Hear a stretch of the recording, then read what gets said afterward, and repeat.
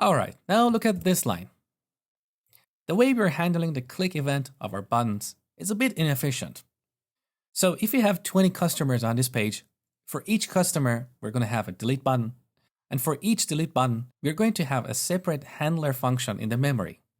And you can imagine, the more customers we have, the more memory we're going to consume.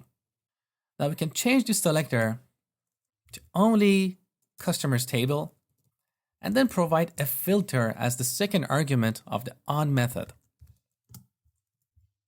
JS-delete.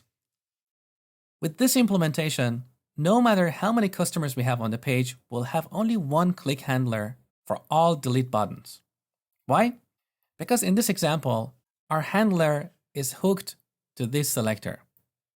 And obviously, we have only one element on this page that matches the selector, the table with the ID customers.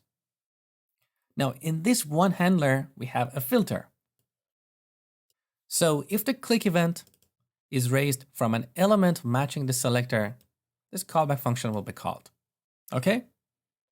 So we are done with the implementation of delete customer function.